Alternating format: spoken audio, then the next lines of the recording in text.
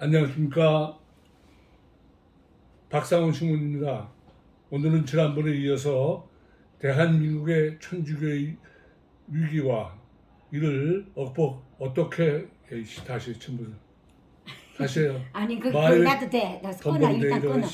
끊고. 박상훈 신문입니다. 오늘은 지난번에 했던 대한민국 천주교의 위기와 이를 어떻게 극복해야 하나 하는 2부를 말씀드리겠습니다. 그 말씀을 드리기 전에 의외로 저에 대해서 잘 궁금해하고 잘 모른다는 분이 많아서 제 소개를 하고 지금까지 있었던 대수천의 여러 가지 현황에 대해서 잠시 설명을 드리겠습니다. 저는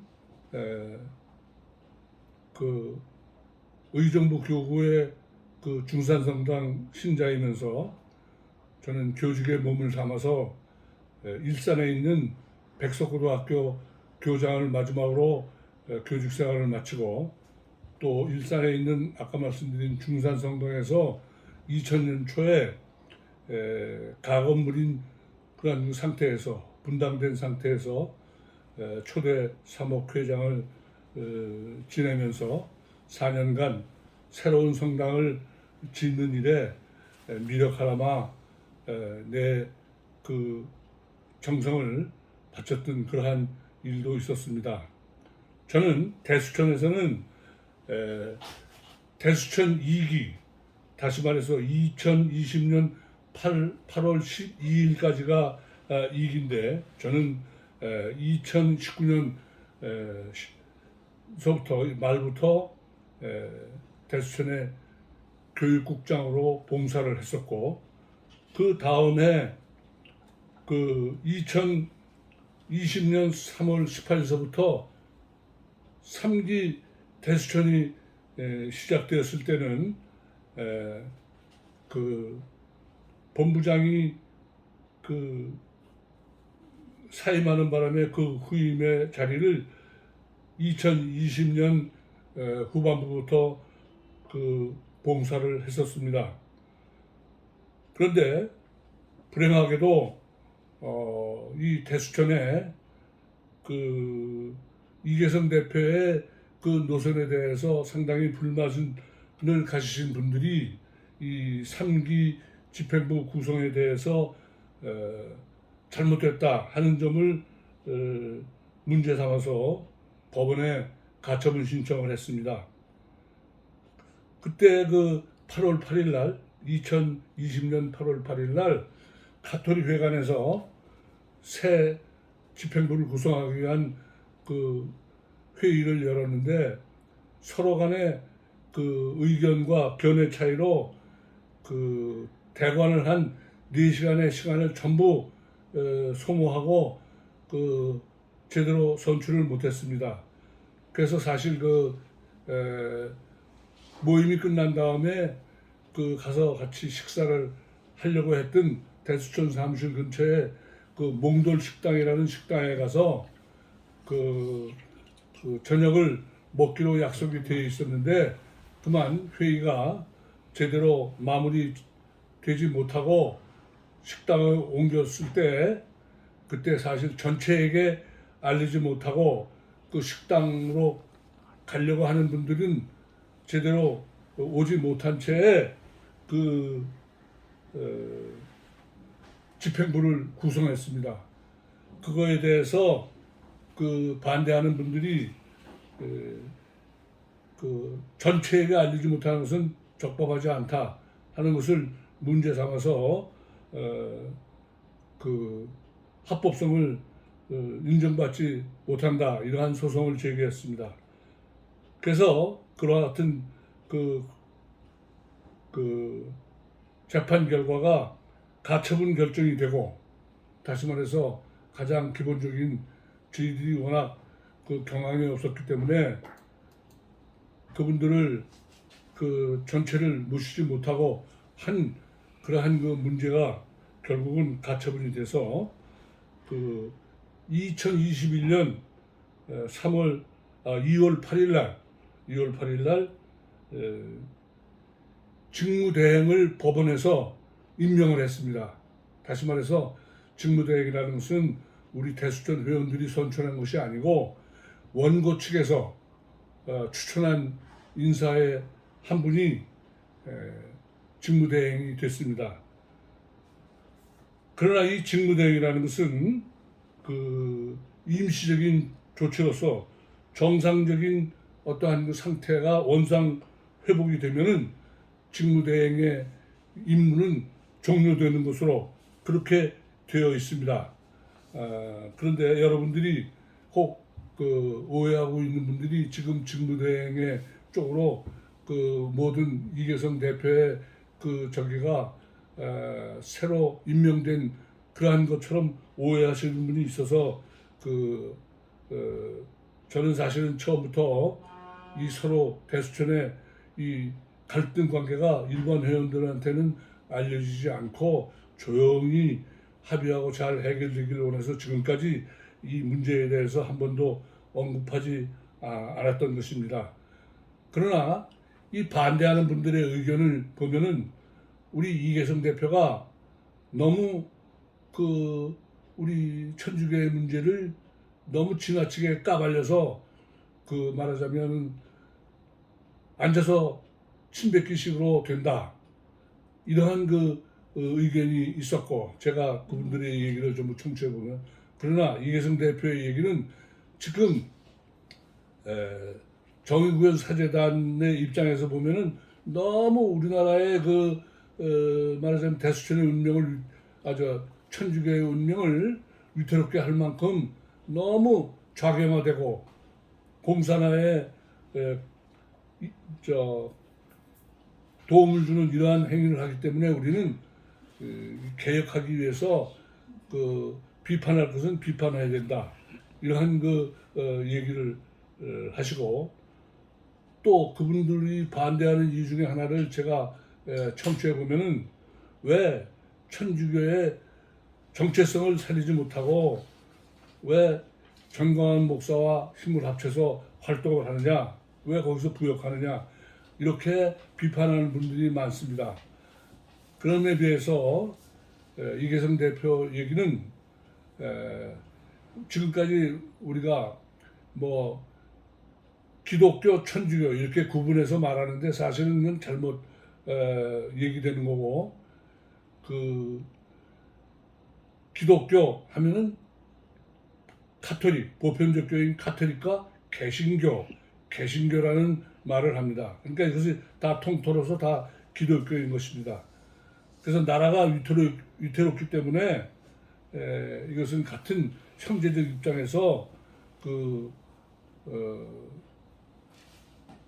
정광훈 목사와 힘을 합쳐서 하는 것이고 또 정광훈 목사가 우리가 흔히 말하는 광화문 집회를 열게 돼서 이런 국민들의 좌경화에 대한 위험과 자유민주주의를 수호하게 되는 문제에 대해서 많은 국민들이 관심을 갖고 걱정하게 됐는데 여러분도 아시는 것처럼 2020년 총선에 문재인의 당인 열린 우리당이 200석 중에서 180석에 육박하는 300석이죠. 200석이 아니라 아주 다수당으로서 거기에 무슨 말하자면은 뭐라고 할까요? 사전 투표에 의해서 사전 투표의 수치가 당락을 바꿔놔서 부정선거 논란도 있고 했지만 지금 확실한 증거를 검찰에서는 아마 아직 못한 것 같은데 어쨌든 300석 중에서 180석이면 굉장히 압도적인 의석이었습니다. 그래서 문재인 지지 세력들이나 그 사람들은 임기가 끝나도 다수당의 아주 절대적인 의석 180석을 가지고 내각제로 전환한다든지 해서 아주 자연스럽게 정권을 연장하려는 그러한 의도가 있었을 때 그러한 연구단체에서 전부 정광훈 목사에게 제보를 하는 바람에 그것의 세 장에 전부 공개를 함으로써 해서 그들의 그 야욕을 무너뜨릴 수 있었다 하는 그런 공헌이 있기도 하기 때문에 우리는 나라를 구하는 데 있어서 그 같은 기독교 인 개신교 사람들과 힘을 합칠 수밖에 없었다 하는 그러한 말씀을 하고 계십니다. 그래서 그분들의 그 반대하는 분들의 얘기에 대해서 또 이해성 대표의 그 반론도 한번 소개해 드렸습니다. 그래서 우리는 이것이 빨리 해결돼서 만약에 우리 이계성 대표가 이제 실질적인 피고인데 그 피고가 만약에 최종적으로 재판에서 지면은 당연히 새로운 집행부를 구성해야 됩니다. 그러니까 앞에서 말한 것처럼 직무대행이 된 분이 그 대표가 되는 것이 아니고 새로운 집행부를 다시 구성해야 하는 그러한 것이라는 점을 말씀드리고 여기에 대해서 많은 이해들을 하시고 여러분들이 이 문제에 대한 그 판단력을 가져 주시기를 부탁드립니다. 서두에 이런 말씀을 드리게 돼서 대단히 참 유감스럽게 생각을 합니다. 그러면은 지난 그 문제에 대해서 2부를 말씀드리겠습니다. 지난번에서는 그 정부사에 대한 문제를 지적을 했는데 다음 내용부터 한번 얘기하겠습니다. 즉 대한민국 천주교의 위기는 그 정부사를 비롯한 사제들에게만 그 책임이 있는 것이 아닙니다. 2020년 3월 20일 총선 직전에 대수천 회원이시고 화곡 이동 성당 신자였었던 강남수 베드로 씨는 1934년생으로 당시 87세였었는데 안성 옹기마을 교우촌에서 출생하셨고 평생을 경찰에서 몸을 담았던 분으로 화곡 이동 성당 신자로서 초창기에 성당을 건립할 때에는 성당 건립기금 헌금에 아주 힘 닿는 대로 최선을 다해서 봉헌하시는 등 본당에서의 신앙생활도 대단히 열심히 하셨던 분입니다. 그런데 3월 20일 날 돌연 성당 모퉁이에 작은 텐트를 치고 단식 투쟁에 들어가셨습니다. 그분이 써놓은 배너에는 다음과 같은 내용이 적혀 있었습니다. 1. 대통령 잘못으로 계속 나라가 무너져 내리는 것을 보고 2.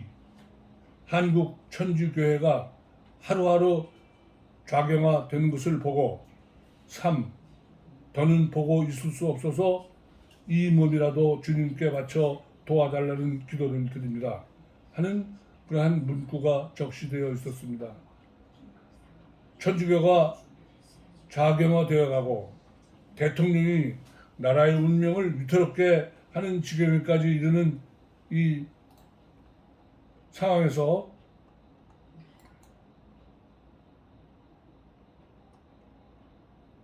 그와 같은 그분의 상황 인식은 자유 대한민국을 사랑하는 평신도들과 일반 국민들에게 너무나도 공감을 느낄 수 있고 살신성인하려는 결연함을 드러내는 그러한 모습이었습니다. 그러나 스스로 목숨을 끊겠다는 것은 천주교 교리에 어긋나는 점이 있기는 하지만 그러니까 더더욱 단식 투쟁을 중단하게 하면서도 그 정신을 받들 수 있는 길을 찾는 것이 묘수 아니겠습니까? 그런데 현실은 너무 엉망이었습니다.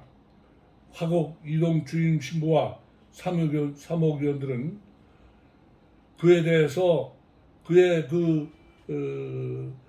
단식 투쟁에 대해서 공감하고 또 설득하려는 노력은 전혀 하지 않고 강남수 베드로 형제의 단식 투쟁을 외면하고 마치 투명인간인 것처럼 취급하면서 나 몰라라 하는 꼴이었습니다. 대수천 지도 신부이신 여영구 신부님이 화곡이동 주임 신부님과 전부터 잘 아는 후배 신부이기 때문에 다 찾아뵙고 만나서 잘 해결해 줄 것을 신신당부했지만 그 신부님께서는 그 후에 아무런 성의 있는 태도를 보이지 않았습니다. 그곳 주임 신부는 정의구현 사재단 소속 신부님은 아니었지만 심정적으로 정부사에 동조하는 신부님이었던 것 같습니다.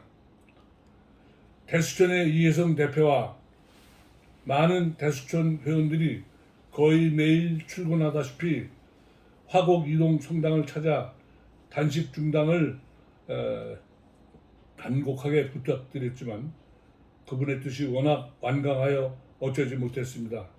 저는 그때 그 순간 마음이 몹시 무겁고 안타까웠습니다. 왜냐하면 화곡 이동 본당 신자들 중 강남수 베드로 형제의 기도하는 마음에 공감하는 신자가 전혀 없지는 않았겠지만 능동적으로 앞에 나서서 본당 신부와 대화가 되지 않으면 단판을 지어서라도 어떠한 행동에 나서겠다는 신자가 없었다는 점입니다.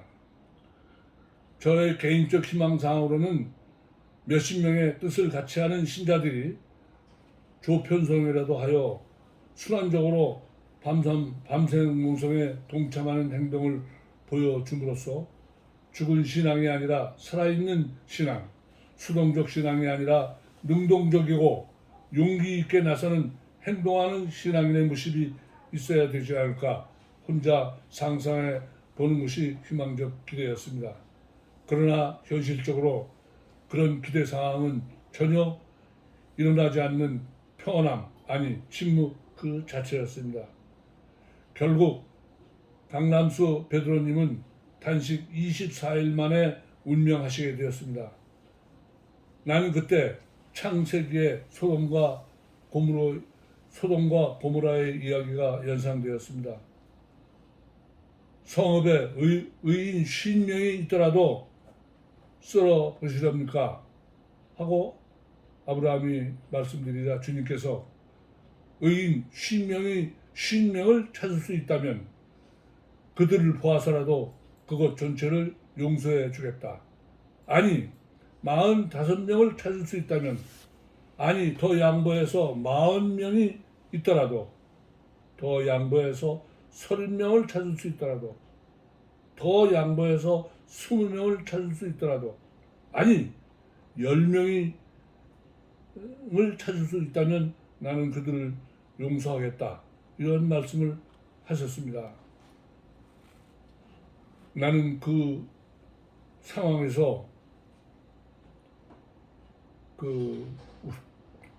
우리의 그 신자들의 어떠한 그런 그 의인으로서의 어떠한 그 결연함이 너무 부족하다는 것에 참 뭐랄까요, 안타까움이랄까 절망감을 느꼈습니다. 아직도 한국 천주교의 신자들은 신부님을 존경하고 그분의 말씀을 무비판적으로 수용하고 하는 분위기가 대세였다고 볼 수 있습니다.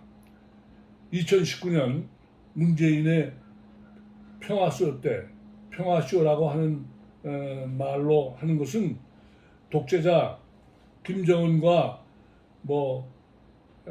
핵 문제를 폐기하겠다는 등 또는 그 휴전선의 그 긴장 상태를 해소해서 평화를 협정을 하겠다는 등 하는 것은 그의 독재자의 그 비정상적인 그런 상태에서 아무런 소득도 거둘 수 없는 허망한 것이 되고 말기 때문에 그러한 노력보다는 또 다른 노력이 필요하다 하는데도 비해서 마치 문재인 당시 대통령은 자기가 무슨 큰 업적이라도 남기려고 하는 듯 그와 같은 것이 실현될 것처럼 국민들을 호도했지만 결과가 어떻게 됐습니까?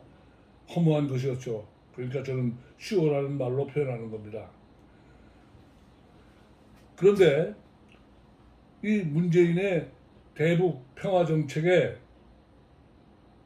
놀랍게도 정부사가 그에 대해서 화답하는 형식으로 기차 타고 유럽 가자 하는 기치를 내걸고 광화문에서 여름부터 매주 월요일 저녁 거리 미사를 진행하는 정의권 사찰에 대한 그러한 그 항의 표시로 대수천에서는 대표 신부였던 김현식 신부의 그 근무하는 곳인 안동 태화동 성당에 항의 집회를 하기로 하여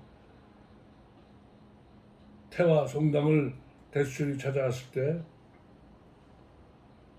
그 성당 신자들 다수의 인원이 방어막을 치고 경찰에 적법하게 신고하고 행하는 항의 집회를 방해하고 욕설을 퍼붓는 모습을 겪게 됨으로써 저 사람들은 무조건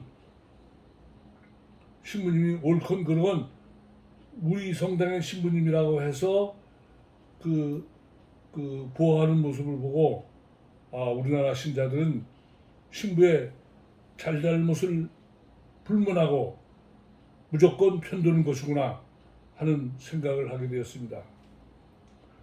평신도가 사제를 존경한다는 것은 참 훌륭한 미덕입니다마는 사제가 옳은 방향으로 가지 않고 자유 대한민국을 위태롭게 하는 길로 잘못 가고 있을 때 평신도가 신앙의 주체적이고 능동적인 태도가 필요한 상황에서 이러한 상황을 맞닥뜨렸을 때 참으로 깨어있는 평신도라면 어떻게 대처해야 할까 하는 것을 생각하게 되었습니다. 문재인의 평화쇼가 벌어지고 있을 때 내가 아는 어느 성당에서는 도라산 순례 일정 중 적성에 중공군 묘지를 방문한다는 일정 계획을 알고 중공군이 일방적으로 남한을 침공한 책임을 접어두고 우리 남한의 국민이 속죄해야 한다는 논리에 불만을 품은 많은 중장년층 교우들이 교회를 등지고 냉담의 길에 들어선 사례를 직접 목격하기로 하였습니다. 또한 이계성 대표와 통화를 한 저 부산 지역에 있는 한 여성 신도 자매님이 자기는 신부님이 하시는 일은 다 옳다고 생각하며 4대강 반대 미사 등 신부님이 참여하시는 그 반체제적 반국가적인 거리 미사를 열심히 따라 나섰는데 뒤늦게 생각해보니 그런 행동이 매우 잘못되었다는 반성이 갖게 됐고 또 후회스러움 때문에 지금은 냉담의 길로 접어들었다고 한탄하는 하소연을 들려주기도 하였습니다. 신부님들의 이러한 행위, 나는 이것을 나팔점이라고 말하고 싶습니다. 즉 나라를 팔아먹는 정부사.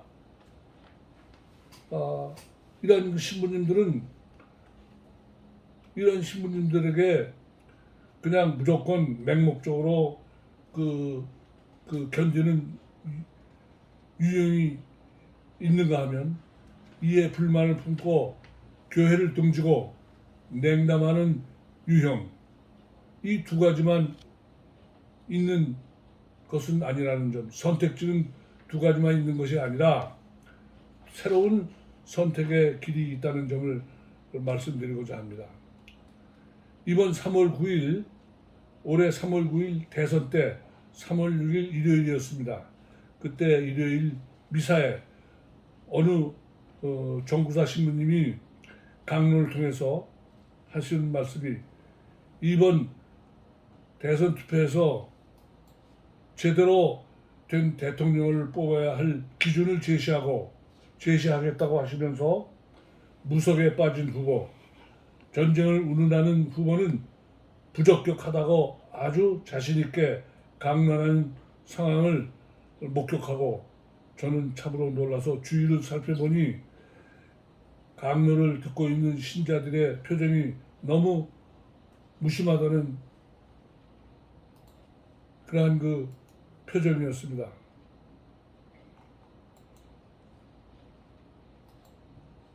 이게 화면이 왜지? 야, 이게 왜 이러지? 네.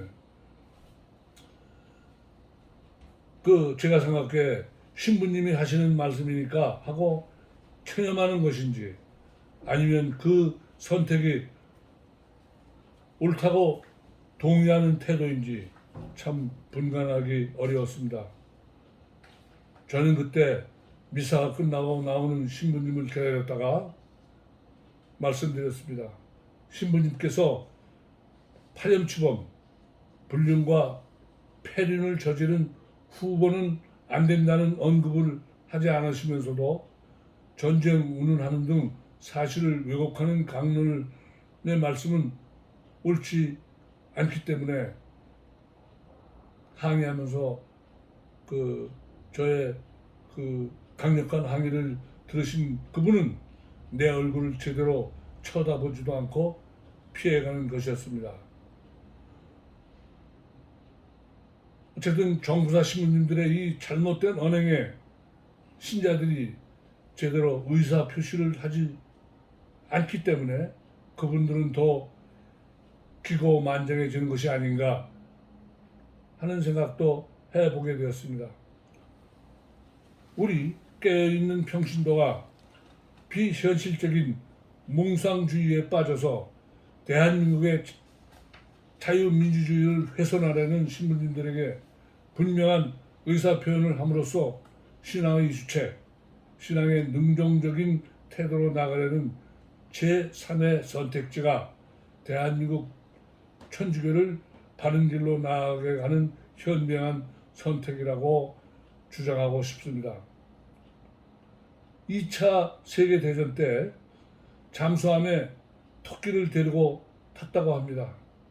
심해에서 작전을 수행하다가 토끼가 숨을 헐떡이기 시작하면 그걸로 잠수함의 산소가 부족하다는 경보를 알고 심해를 벗어나 수면 가까이 올라가는 식으로 해서 함내의 산소 부족 문제를 해결했다고 합니다. 우리 대수천에서 폄하하는 신앙 정화 운동이 천주교 내에 건강한 신앙생활을 감지할 수 있는 역할을 감당해 보자고 말씀드리고 싶습니다.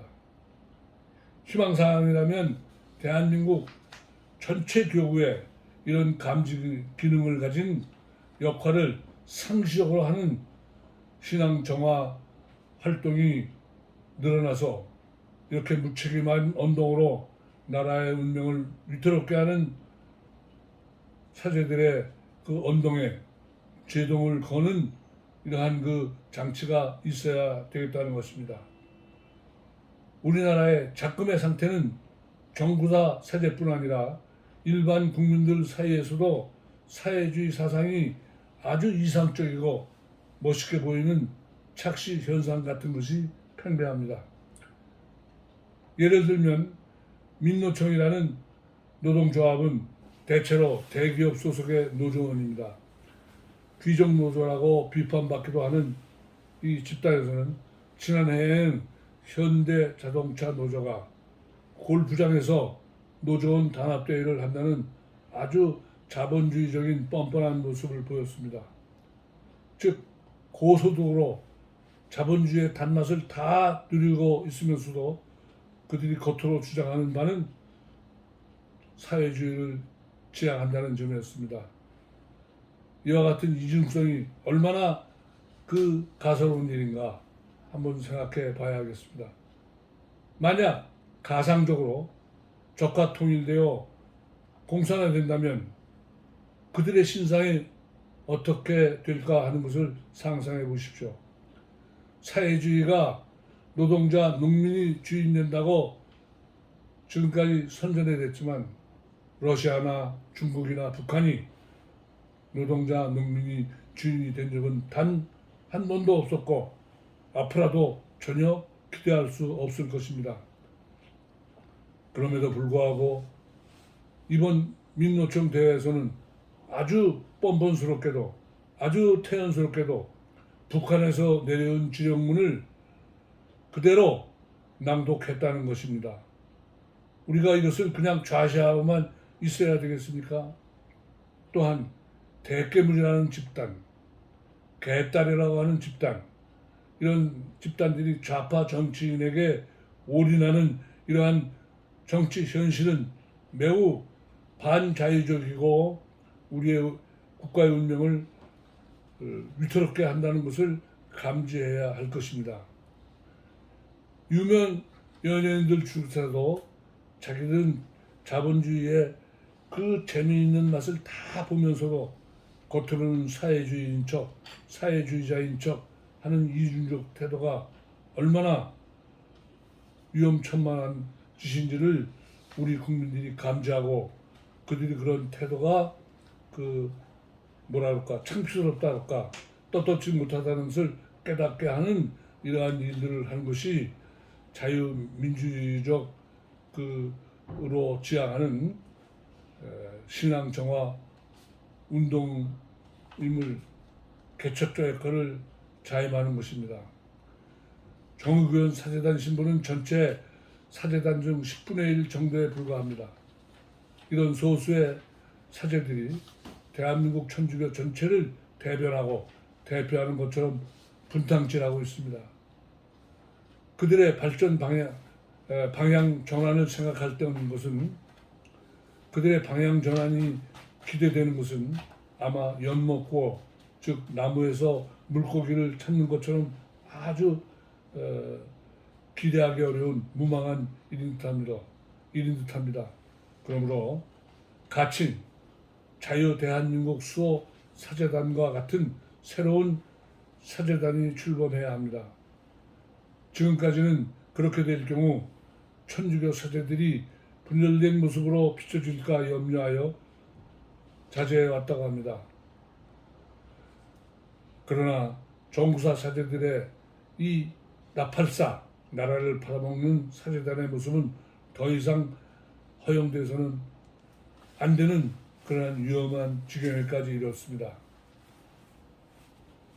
나라가 있어야 신앙도 있다는 단순한 논리를 왜 외면하는 것입니까? 1948년 소련의 사주에 의해서 북한 정권이 수립된 직후 종교 탄압의 위기를 느낀 많은 성직자와 수도자들이 더는 북한에 남아있을 수 없다는 참담한 심정으로 남아있던 엄연한 사실을 잊으셨다는 말입니까? 그러므로 새로운 사목 방향을 설정하는 그러한 자유민주주의 수호 천주교 사제단이 있어야 됩니다. 개별적으로는 은퇴 신부님이고 현역 신부님이고 개인적인 심정으로는 참 정구사의 모습이 참으로 올바르지 못하고 가슴 아픈 일이다. 이렇게 하지만 지금까지 한 번도 어떠한 단체적인 힘을 통해서 그것을 제동을 걸어보겠다는 그러한 움직임이 없으니 매우 안타깝기 때문에 이번에 정말 그러한 신분들이 결단을 내려서 우리의 자유민주주의를 지키는 그러한 사제의 모습을 지켜야 한다고 말할 수 있겠습니다. 그러므로 우리의 사목의 방향은 천주교 교리의 보편주의 이런 것을 다 지키고 우선하지만 그러나 한국적 특성을 반영해야 하는 그러한 필요성이 있다고 말씀드리고 싶습니다. 조선시대에 당시 해외에서 파송된 사제들은 신자들이 돌아가신 부모에 대한 차례를 지내는 것을 유일신을 부정하는 것으로 판단해서 교리에 어긋난다는 원칙을 신자들에게 심어줌으로 해서 그를 따르는 신자들이 차례를 지내지 않았기 때문에 조정에서는 이와 같은 행동이 너무 조정의 입장에서 반인륜적이고 폐륜적인 행동이라고 규정하여 많은 박해를 가했던 사실이 있었습니다.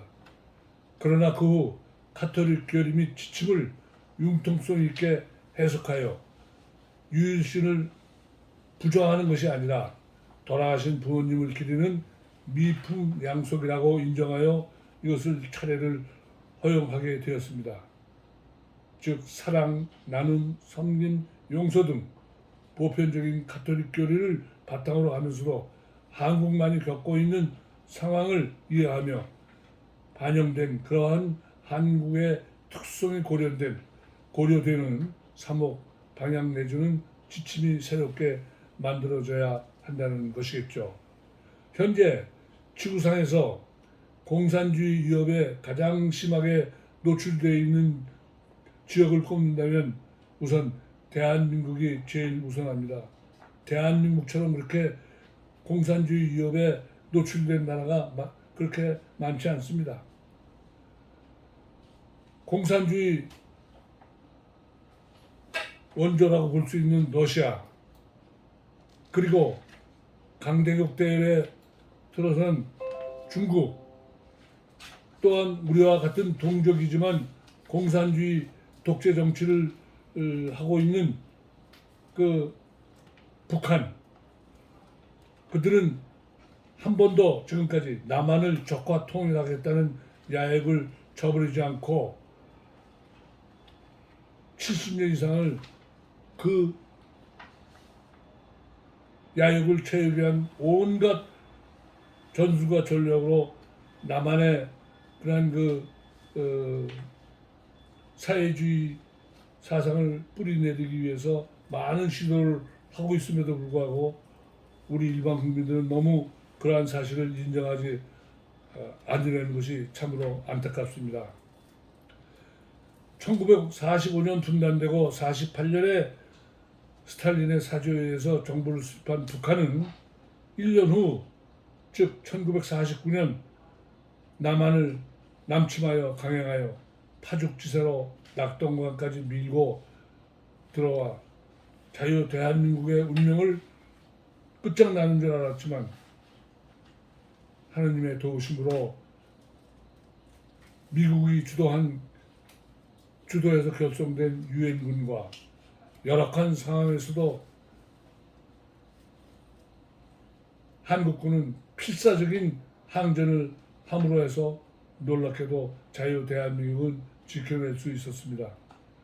그러나 70년 세월 동안 대한민국은 경제적으로나 정치적으로 비약적으로 발전해 왔지만 대한민국의 안보 상황과 의식은 70년 전보다 오히려 점차 반비례하여 주사파, 즉 김일성 숭배 사상파가 아주 현재 공공연하게 남한 전체에, 우리나라 전체에 따리를 틀고 앉아 있으면서 공산화 혁명에 이적 행위를 하는 주사파 이러한 독성이 바로 독성 바이러스가 바로 정의구현 사재단이 그것을 공유하고 있다고 하니 이것은 참으로 대한민국 수호를 위해서 참으로 위험천만하고 우리가 이것을 제압하고 그들이 더 이상 이런 짓을 못하게 하는 그러한 다시 말해서 대한민국의 전주교를 건강하게 살려내는 그러한 길을 하기 위해서 그들의 행동이 더 이상 있어서는 안 되겠다는 것입니다.